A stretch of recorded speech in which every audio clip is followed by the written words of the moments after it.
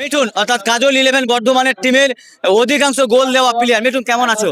ভালো আছি, তুমি? চোট হয়েছিল, এখন কেমন আছো? ঠিক আছে। আর কাজলদার সমস্যা হয়েছিল শুনলাম, দুর্ঘটনা, হ্যাঁ, এখন কেমন accident আছো? হয়েছে, খুব ভালো আছে। কালদা ফোন আজকে আমাদের এই এলাকাটা আমাদেরই, মানে এখান থেকে আমার বাড়ি 5 কিলোমিটার। ও আচ্ছা, কেমন লাগছে সেমিফাইনাল?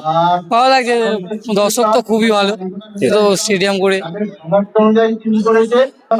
ক্যানিং স্টেডিয়ামের সেরা গোলকিপার, সেই ক্যানিং স্টেডিয়ামের সেরা গোলকিপার আকাশ দা। আমরা আকাশ দাকে পেয়েছি। আকাশ দা, আসসালামু আলাইকুম। কেমন আছো? ভালো আছি, তুমি কেমন আছো? আমি ভালো আছি।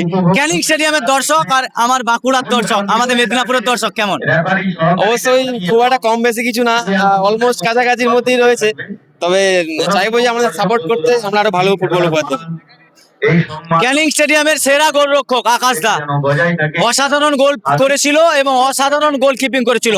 আজকে কিন্তু সালতোড়া মাঠে সেরা গোলকিপার, ক্যানিং স্টেডিয়ামের বাছাই করা গোলকিপার আজ কিন্তু সালতোড়া মাঠে জামডিগ্রি কিশোর ক্লাবের হয়ে খেলছে আজকে। তো আমাদের ফলোয়ার্সদেরকে কি বার্তা দেবে আজকে আমাদের এলাকার খেলা? তো আমি বলতে চাই যে মাঠে আরো সবাই আসুন, আরো বেশি বেশি ভিড় করুন। কে কি রেজাল্ট কি হবে? রেজাল্ট দেখার চেষ্টা করবো। একটা অপোনেন্ট টিম ভালো টিম, আমাদের টিমও ভালো টিম করেছি। একটা ফাইট হবে, ভালো ফাইট হবে, ভালো গেম হবে।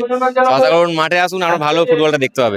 দেখা যাক। ওয়েস্ট বেঙ্গলের খুব বড় মাপের গোলকিপার আকাশ দা, আপনারা আমার ভিডিওতে দেখেছেন ক্যানিং স্টেডিয়ামে বা অন্যান্য জায়গায় 7 সাইড 6 সাইড মাঠের কিন্তু বাঘ, একদম বাঘ, কিন্তু বাঘ।